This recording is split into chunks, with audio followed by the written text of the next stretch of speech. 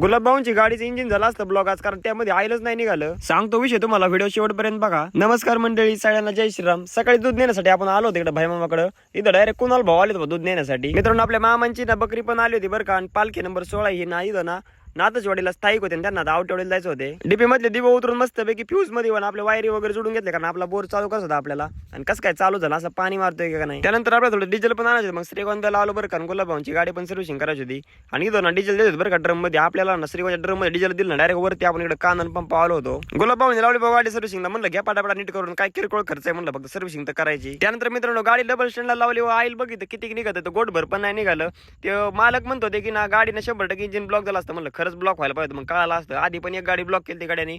इथं ना कोठारे साहेबांनी एकदम गाडी कडक मध्ये ना नीट करून दिली बरं का. यांच्याकडे कायम गिरायक चालू असतं. आणि BS6 पण यांना सर्व्हिसिंग वगैरे करतात बरं का. मित्रांनो, यांचं दुकान ना डेंबावरती बरं का, आई साहेब ऑटो सर्व्हिसेस. आणि तिथं मोबाईल नंबर पण दिला, तुम्ही तिथं कॉन्टॅक्ट करू शकता. मग काय गाडी भेटी सर्व्हिसिंग केली. म्हणलं आता गुलाबभाऊला म्हणलं खर्च करून टाका. मग डायरेक्ट आढळलं म्हणजे गारो हॉटेलवर थांबलो.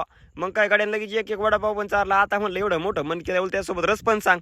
मग रस पण घेतला लिटर भरून दोघांनी, अर्धा लिटर ढोसला बरं का. वावरात आलो बघतो काय आपला बोर चांगला पाणी आणतोय बरं का. मित्रांनो, जवळजवळ 4-5 तास बोर चांगला होतं. शेवट 2-3 तास गुळण्या आणतो बरं का. पण आता सध्या कसं आहे, आपलं पाणी पण शेवट आले, कांद्याला शेवटचं चालू आहे थोडक्यात. आणि बघतो काय मित्रांनो, पावसाचं पण वातावरण झालं होतं. म्हणलं आपल्या घरीचे ना गायांसाठी मुरगाच भरला. आपलं ते बोत वगैरे जाखून घेऊया. छान प्रकारे जाखून घेतलं. म्हणलं आता किती पाऊस येऊ द्या, काय अडचण नाही. तेवढ्याच आपल्याला जंबे साहेब म्हणले की आमच्या त्या चिचा आहे ना घरी न्यायच्या. तर म्हणलं चला मग काय, आपल्याला पण ट्रॅक्टरला बाळाला बघितलं. नाथ साहेब जंबे आले होते. मित्रांनो, भल्या बकड्या गोण्या भरल्या तेव्हा आपली तर चांगली फाटली बरं का. त्यात गोणीचं तोंड निसटलं होतं. मग त्या गोण्या भिण्या मांडून घेतल्या. म्हणलं तुम्ही जा आता घरी. आलोच म्हणलं मागून मी चहा पाणी करून. आपल्याला बाडत दुसरं बाड पण लागलं बघा ना. थोडंसं ना देवीदास भाऊंच्या पण चिचा होत्या, म्हणजे आपल्या आतोच्या त्यांच्या नक्कीच्या लग्नाला 17 ना मित्रांनो गोणी निसटले. मग इथं बालेकर साहेबांनी आपल्या गोणीवर रचून दिली बरं का. असा ट्रॅक्टर वाढला म्हणतो डायरेक्ट 100च्या स्पीडने गेलो डायरेक्ट कड्यावरती. मग काय 100च्या स्पीड डायरेक्ट देवीदास भाऊने आपल्या गोण्या सगळ्या खाली करून घेतल्या. भाऊ म्हणलं धन्यवाद जिरले आमचे. देवीदास भाऊ तिकडे निवांत थांबले. तिकडे केतन भाऊ आणि बबलू लॉन पण होते. त्यानंतर आपला भाई भाऊ म्हणलं आपल्या दिदीला त्यांना सोडवायला जायचं. चल म्हणलं हिरडगाव फाट्या. म्हणलं चला. तेवढ्यात बघतो काय प्रत्येक भाऊ पवारांचं ट्रॅक्टर चालला. आपल्या बावकीचा कांदा आहे बरं का गुलाबभाऊंचा. आईला म्हणलं बरं बावकीचे पैसे 9 रुपयाने दिलाय कांदा.